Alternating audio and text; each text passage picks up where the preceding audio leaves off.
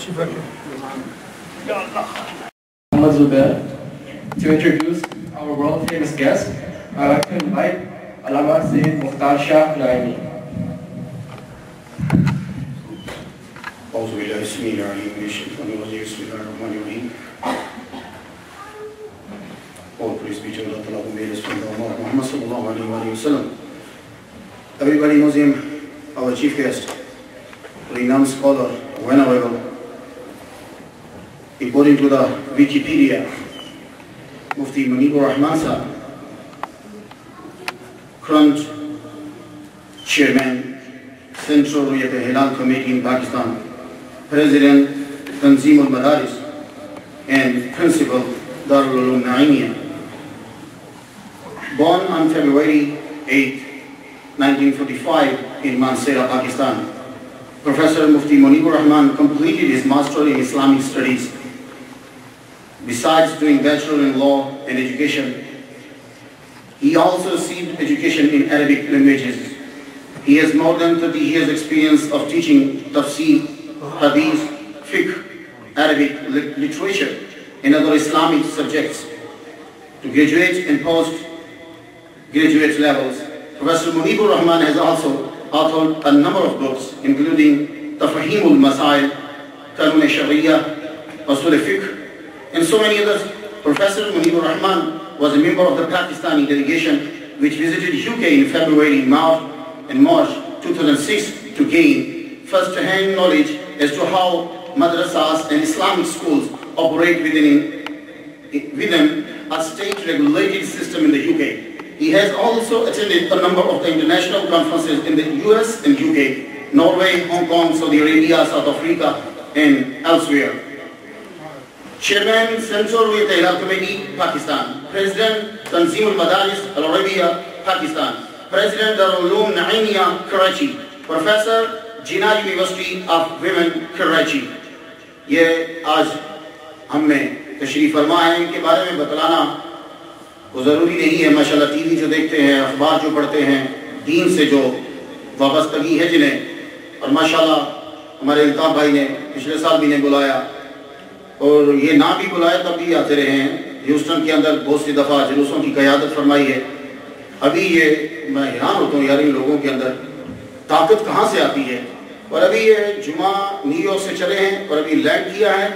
الطاف بھائی نے ان کو رسیو کرا اور ابھی سیدھا یہ تقریر کرنے کے لیے تشریف لے آئے ہیں. اس لیے ان کے لیے خصوصی طور پہ دل سے دعا کیجئے کہ اللہ تعالیٰ صحت و تندرستی کے ساتھ طویل زندگی عطا فرمائے. اور یہ ہمیں اپنا قیمتی وقت دیتے ہیں. ہم لوگ نعت خوانوں کی بہت عزت کرتے ہیں اور سب سے زیادہ پیسے ہمارے مسلک میں نعت خوان کو دیے جاتے ہیں. کاش کہ ان ہستیوں کی ہم قدر کرتے, ان کے ناز اٹھاتے. ان کا ایک ایک لفظ جو ہے وہ کئی سینکڑوں خون کے قطروں کو ملا کے پھر اس کے مجموعے کے بعد جب وہ جلتا ہے, برن ہوتا ہے, تو ان کا ایک ایک جملہ, ایک ایک لفظ جو ہے وہ ہم تک پہنچتا ہے, لیکن ہم اسے پہچان نہیں سکتے, جان نہیں سکتے. ان کی گفتگو میں ایک خاص بات یہ ہے کہ یہ بھی جب تشریف لائے تھے پچھلے سال ہیوسٹن کے اندر, مفتی قمر صاحب ہے, لندن کے بڑے مشہور اسکالر ہیں, زبردست آدمی ہے وہ بھی, یہ قمر حسن صاحب کے استاد ہیں. آدمی صاحب جب مفتی منیبر رحمان صاحب کی تقریر شروع ہوئی, حالانکہ وہ خود علامہ ہے, وہ خود یو کے سے آیا ہے, اور نورانی صاحب کے ساتھ تقریریں وہ شخص کر چکا ہے اور پوری دنیا میں وہ پھرتا ہے, لیکن جب منیبر رحمان صاحب کا جلسہ شروع ہوا وہ بندہ سٹیج چھوڑ کر سامنے آ گیا. کہنے لگا کہ اب جب سب کے لیے, اور پھر ان کو دیکھ کر ظاہر اتنا بڑا علامہ جب سامنے آیا ہے تو چھوٹے چھوٹے مولوی کیا وہاں بیٹھیں گے, سب کے سب سامنے آ گئے کہ مفتی منیبر رحمان صاحب کے سامنے لازم ہے علماء کے لیے کہ وہ سامنے بیٹھے اور ان کا چہرے کو بھی دیکھیں اور ان کی باتوں کو بھی سنیں, کیونکہ یہ اسٹوڈنٹس کے استاد نہیں ہیں, یہ علماء کے استاد ہیں, یہ علماء کے استاد ہیں. تو اللہ تعالیٰ ان کا سایہ ہم پہ دراز فرمائے. اب بغیر وقت لیے صرف ایک گزارش آپ سے کروں گا, بلند آواز سے نعرہ لگانا ہے, سبحان اللہ کہتے رہنا ہے. سفر وہ کر کے آئے ہیں, تم کر کے نہیں آئے. وہ نیو یارک سے بیٹھ کر آئے ہیں اور جمعہ پڑھا کر لیکچر دے کے پھر آ کے لیکچر دے رہے ہیں. تم لوگ گھر سے اٹھ کر آئے ہو, لیکچر کے دوران آپ نے سبحان اللہ ضرور کہنا ہے, بات تاکہ ایک درخت بھی لگتا رہے اور مقرر کو پتہ چلے کہ آپ لوگ وہ سے سماعت کر رہے ہو.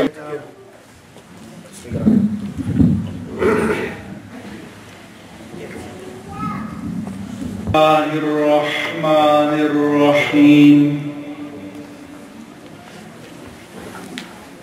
الحمد للہ رب رب العالمين الصلاة والسلام على رحمة للعالمين حبيبنا وحبيب رب العالمين خاتم الأنبياء والمرسلين إمام الأولين والآخرين سيد الرسل والنبيين سيدنا ومولانا ومأوانا وملجانا محمد وعلى آله الطيبين الطاهرين وعلى صحابته الصديقين الصادقين وعلى كل من تبعهم بإحسان إلى يوم الدين أما بعد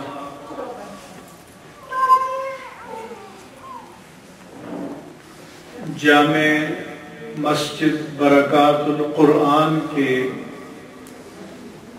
خطیب محترم حضرت علامہ مختار احمد نعیمی صاحب زید مجدہم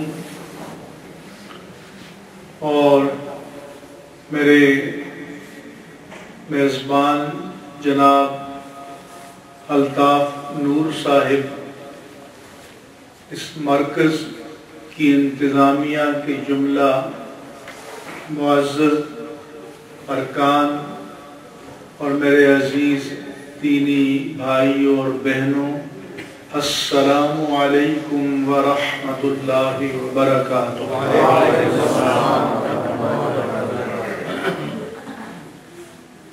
ہم میلاد النبی صلی اللہ علیہ وآلہ وسلم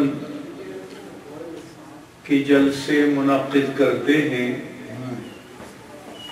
11ویں شریف کے جلسے بھی ہم منعقد کرتے ہیں، دیگر بزرگان دین کے ایام کے جلسے بھی منعقد کرتے ہیں، مگر یہ اس لیے نہیں ہونے چاہیے کہ صرف ہم فضائل بیان کریں، معجزات و کرامات بیان کریں اور ایک طرح کی اسپریچول انٹرٹینمنٹ ہو جائے اور پھر دامن چھاڑ کر گھر چلے جائیں۔ میرے نزدیک ان مجالس کو ایجوکیشن کے لیے، دین کے بارے میں اویئرنیس کے لیے، دین کے بارے میں آگہی کے لیے استعمال کرنا چاہیے۔ ابھی ہم اسلام آباد میں تھے تو تمام مسالک کے بڑے بڑے علماء ہمارے ساتھ ایک نشست میں تھے۔ میں نے کہا کہ ہمارے ہاں تو میلاد النبی اور عرس کی مجالس ہوتی ہیں اور ان کا بنیادی مقصد یہ ہوتا ہے کہ بزرگان دین کی تعلیمات سے مسلمانوں کو آگاہ رکھا جائے، مگر آپ نے کہا کہ میلاد بدعت ہے، عرس بدعت ہے۔ اب آپ کی مجبوری یہ ہوگی کہ اپنے بزرگوں کو کیسے یاد کریں۔ پھر میں نے کہا کہ آپ نے شروع کیا مفتی محمود کنونشن، شیخ الہند کانفرنس، دارالعلوم دیوبند کا 150 سالہ جشن، دارالعلوم کراچی کا 50 سالہ جشن، کہ آپ کی مجبوری تھی، اگر ہم کچھ بھی نہ کریں تو لوگ ان کے ناموں کو بھلا دیں گے۔ تو میں نے کہا کہ کنونشن، کانفرنس، سیمینار ادھر مغرب سے آئے ہیں اور میلاد اور عرس یہ مدینہ منورہ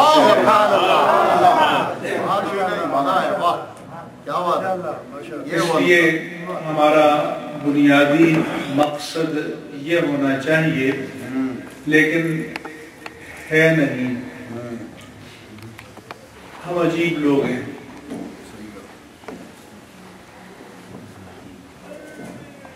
نعت پاک مصطفیٰ صلی اللہ علیہ وآلہ وسلم ہماری عقیدت ہے، ہمارا عقیدہ ہے، ہمارا ایمان ہے، جان ایمان ہے،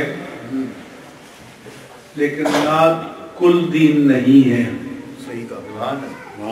یہ ذہن میں رکھنی چاہیے۔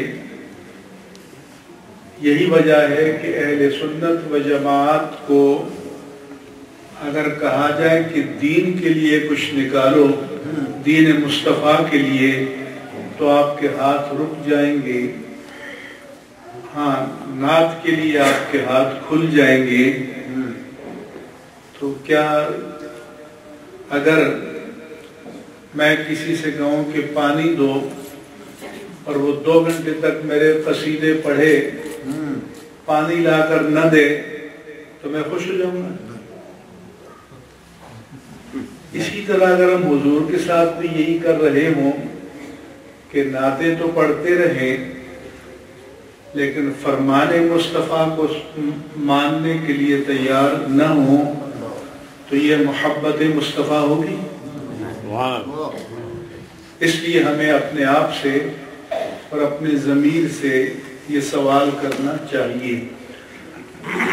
آج جو میرے سامنے مجمع ہے، تو میں اس کی مناسبت سے دین کے سب سے اہم فریضے کے بارے میں آپ کو بتانا چاہتا ہوں تفصیل سے، جس کے لیے یہ مسجدیں بنائی گئی ہیں اور مسجدیں جس کے لیے بنائی جاتی ہیں، کیونکہ ہمارے پاس نوعمر نوجوان بھی ہیں۔ اسلام نے جو فرائض عائد کیے ہیں، ان میں سے کچھ فرائض وہ ہیں جو بعض صورتوں میں ساقط ہو جاتے ہیں، ریلیکسیشن مل جاتی ہے، رعایت مل جاتی ہے۔ مثلا اگر کسی کے پاس دولت نہیں ہے تو اس پر زکوٰۃ نہیں۔ کیا بات ہے؟ اگر کوئی اتنا بیمار ہے کہ روزہ نہیں رکھ سکتا، تو اسے رمضان کے روزے کی چھوٹ مل جائے گی۔ عورتوں کو بعد ایام میں چھوٹ مل جائے گی۔ اگر کوئی اتنا ضعیف ہے اور اتنا مریض ہے کہ اب ریکور ہو کر روزہ رکھنے کے قابل بظاہر نہیں ہے، تو اسے رعایت ملے گی کہ وہ فدیہ دے دے اور روزہ نہ رکھے۔ آپ کے پاس